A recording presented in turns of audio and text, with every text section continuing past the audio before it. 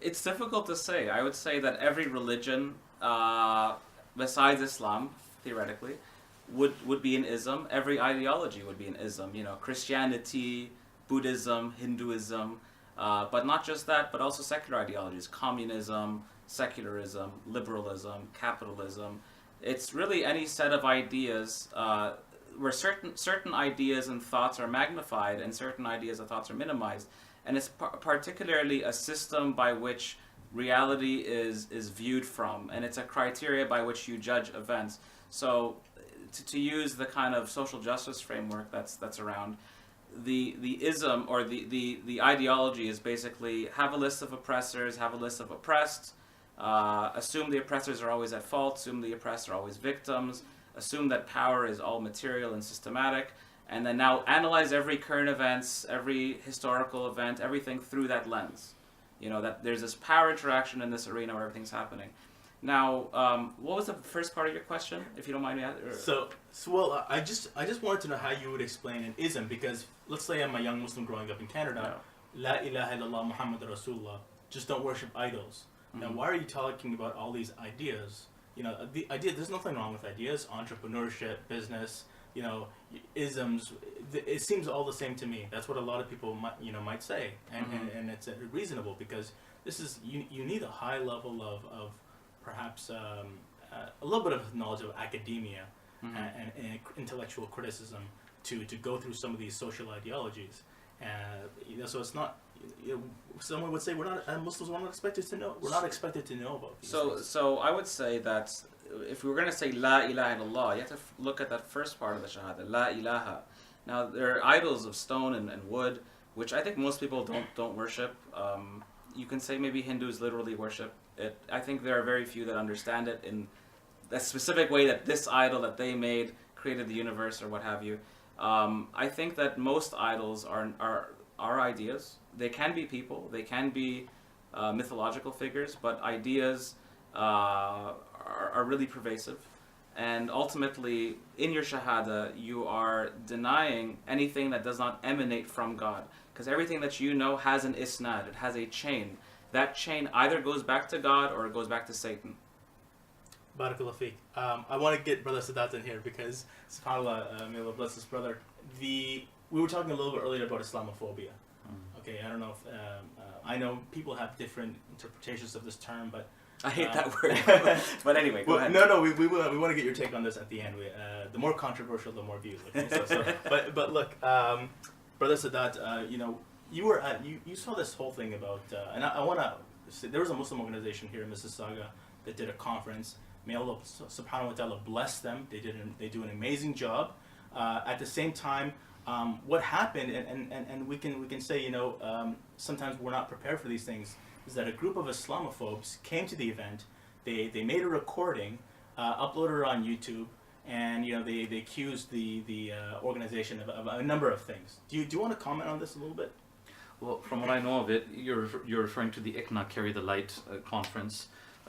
So there were a couple of reporters from Rebel Media, isn't it? They were from Rebel Media, and they were trying to come into the conference, and the conference volunteers that were there in the front lines, they knew that these people are here to make trouble.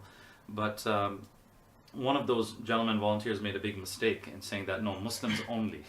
Now, the minute he said Muslims only, he just handed a PR victory to that anti-Islam side, just proving that, Muslims are discriminating and closed off from the rest of mainstream society and so forth. So, I mean, I don't want to pin all the blame on ICNA, but definitely, of course, ICNA has to take some blame for it, because in the days running up to this conference, Rebel Media was exposing on their website that they were going to organize a protest against Linda Sarsour and this ICNA Carry the Light conference.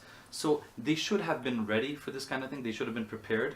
And I mean, I'm sorry to say this. I hope I don't hurt anyone's feelings, but you're hurting my feelings. Yeah, no, but to put an uncle there in the front line who doesn't speak English well and who obviously does not have the cultural know-how to deal with that kind of situation, that was just a big PR disaster. Okay. So they have to put younger volunteers up there. They have to put females there as well too, because as we were talking about this earlier on, Rebel Media knows that, you know, no one's going to want to touch these female reporters, you know. Shake hands, hug, things shake like hands that. and hug and things like that. So we need strong female volunteers there. We need security there.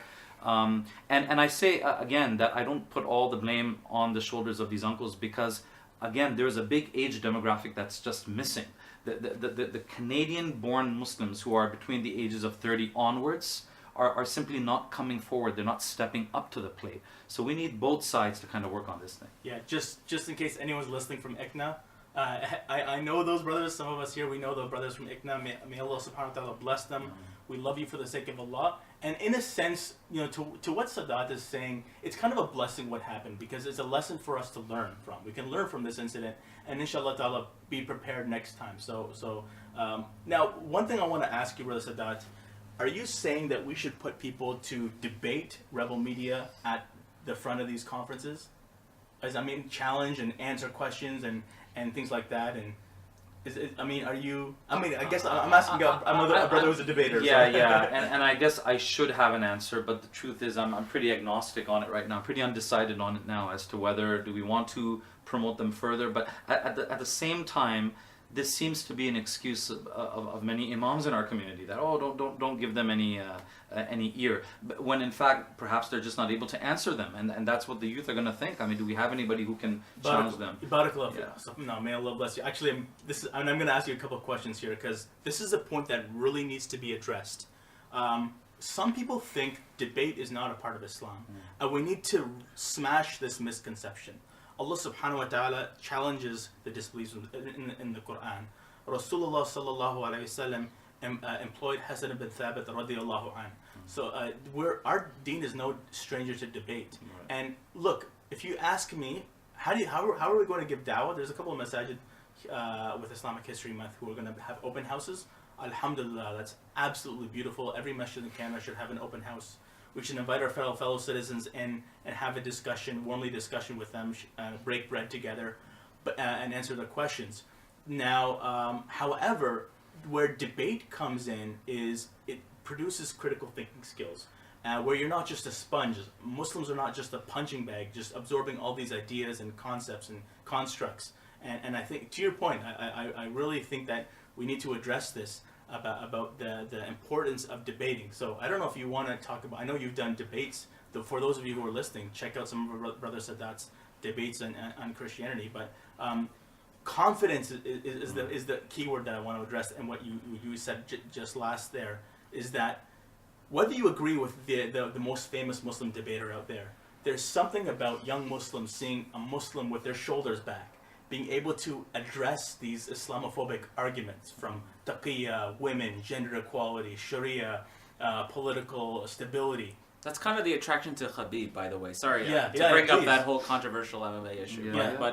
But that's kind of the attraction to it, where you have this person who truly is unapologetically Muslim, and I know that word is being thrown around a lot, but he's someone that, like, you know, I think grew up like a lot of us, you know, praying, fasting, not drinking, not dating, and, you know, is proud of that, is very proud of that, and they try to provoke his religion. He just answers back very calmly with some good humility, but also with confidence. You have to have a spine.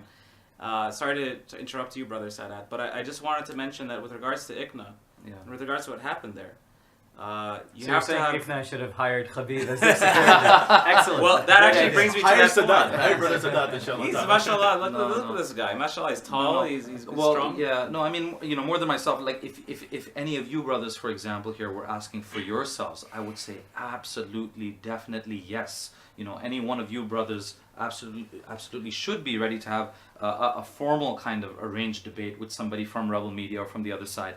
But my hesitancy was just due to, I mean, I'm picturing again one of these ICNA volunteers starting to do a debate on the Rebel Media camera, you know, on their time. No, that would not be a good idea. Then it would be better to say no comment or whatnot. But should we have formal arranged debates where Muslims who are trained in debating are debating? Yeah, definitely, absolutely. I believe we should. Okay, good. The issue, I think, is debating without knowledge. That's the only issue, I think, in fiqh that we may have a problem with regards to debate, is that you should be confident, but that needs to be balanced with humility. Yes. And that people only speak on issues that they have knowledge of, and that if they don't have knowledge of it, either submit a brother or sister that has the knowledge of it, or stay quiet until you find the knowledge of it. And I think with regards to ICNA and this convention, you need security, because there are going to be provocateurs. We just live in that age, unfortunately.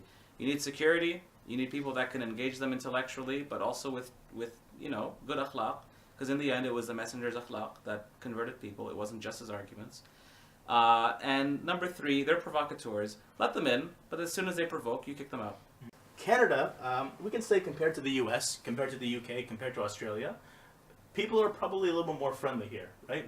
From what we've seen in the UK. Yeah, no doubt with rebel media and other platforms, Islamophobia is definitely growing. You were mentioning, I think, Soldiers of Odin as well too. And there's a documentary. Someone mentioned that here. Yeah, recently, to Carry the Light convention, there were guys that were armed in like protest combat gear, anti-protester gear. They had their faces covered. They were in military fatigues. So yeah, there's definitely a growing militancy in the bigot community. I think a lot of people don't know that here, and people were thinking, oh, the way ICNA reacted. Now, to the benefit of the doubt to the ICNA brothers and sisters, all we're seeing is the lens through the other side of the camera, which Brother Sadat brought up. You don't debate someone on someone else's terms. We need to have our own video cameras there and whatnot. And so that's a really very, very important point for those who are interested. There's a Vice News documentary on the Soldiers of Odin. But this is the thing that I want to talk about is because it seems like the events, the khutbahs, the goal of Muslims in Canada for the most part, partly the leadership as well, is just to decrease Islamophobia, right? While we know that the Anbiya, the prophets in the Quran, were the #1 recipients of Islamophobia. So I find that if your goal is just to alleviate, address, diminish Islamophobia, what's going to happen is it's going to build an attitude of appeasement, an attitude of conformity, and the thing is, subhanAllah, I feel like it's actually a curse. I feel with that, Islamophobia is just going to get worse. And one thing I'll say about our non-Muslim fellow citizens is that they will actually respect you more when you tell the truth. Even if they disagree with you. So when we say this means peace, that means peace, everything means peace, we present the things in a rosy way. 2 things happen. Is that number 1, the youth are now getting almost a reformist understanding of Islam, and aesthetic. And the non-Muslims are not getting a proper view of Islam.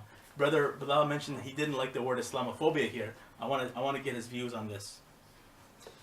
Well, first, going to your point, I think Lut alayhi salam did not campaign against Islamophobia in his community. What he did was da'wah, and there is a subtle difference, I think. That da'wah, you're amr bil ma'ruf wa nahy anil munkar. You're enjoining the good and you're forbidding the evil. That's what he did in his community. That's what we should be doing in our community.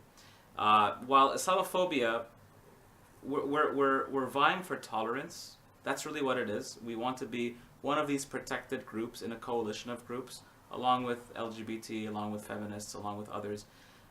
So first of all, it's the idea of tolerance. And whenever you ask anyone for tolerance, if you were to go to someone's face and say, tolerate me, you're going to get a couple of responses. Some will say yes, some will say no. And I think it's natural when people push back against that. Like we had that motion in Parliament against Islamophobia. Of course there is pushback against that. Right, yeah. Some people are disagreeable. It's a psychological problem for some people. It is what it is. But with regards to Islamophobia as a term, first of all, I don't think they're afraid of us. I really don't. There's not much to be afraid of. I know there's terrorism and all of that. You're more likely to be killed by your furniture than terrorism. Like, we all know this. They know it as well. They're not afraid of us, and they hate us. That's what it is. It's not fear, it's hatred. Similarly, phobias are usually associated with an irrational fear, like germophobia, right? It's an irrational fear. You go to the psychiatrist, you get treated for it. It's not an irrational fear. They're using ideas to combat us. We could say that it's wrong, but there's a complexity to it. There's a mischievousness to it. There's a conniving strategy to it. And it's not just this irrational reaction to a different idea. It's not just a xenophobia. And again, I think it's the same thing. I mean, homophobia is also a word that's been designed to, there are people, I'm not afraid of homosexuals. There's nothing about their demeanor that frightens me. But I believe in traditional marriage. And that's labeled as homophobia because they want to make my rational inclination into something irrational.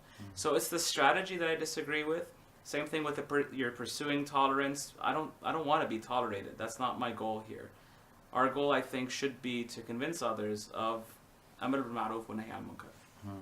Jazakallahu khair. That's beautiful. Brother Anas, do you want to add anything to that? Yeah, so I mean, I think there's a balance here, right, that we have to maintain when we're trying to present Islam to a larger community. Where, I mean, when we look at, for example, Meccan Quran, right, like Quran that was revealed in Mecca, what kinds of things did Meccan Quran challenge? Everything that made Quraysh, it challenged. It challenged tribalism, it challenged their idol worship, it challenged their treatment of infant girls, it challenged their business practices. It challenged every single thing in the harshest of terms. Provocative. Very provocative. Yeah. At the same time, you see that Rasulullah ﷺ and the Sahaba, a lot of the people who they were able to gain was through relationships, through good conduct, through character, through dealing with people in a way that respected their dignity.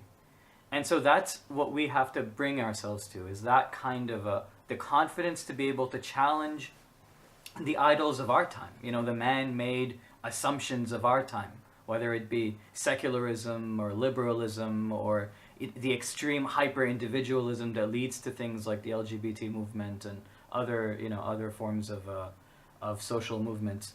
But at the same time, we need to maintain relationships with our coworkers, with our family, with people who disagree with us, and people who may fall into those other categories that we disagree with.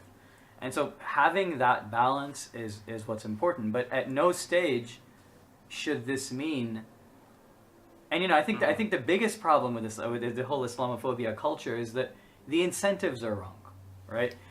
The incentive of the Islamophobia movement is to say that we, as a community, our main goal is to protect ourselves, and that is not the main goal of the Muslims in Canada. The main goal of Muslims in any portion of the world is to convey Islam, not to protect ourselves. The Sahaba did not put their own protection at the cost of conveying the truth. And I think that, to me, is the biggest issue. Of course, we should be rational, we should be safe, we should hire security. Yeah. I believe Imam Sadat Anwar is now in the market of security, from what I understand. So yeah, that's great. But we that can never compromise our main purpose of even being here.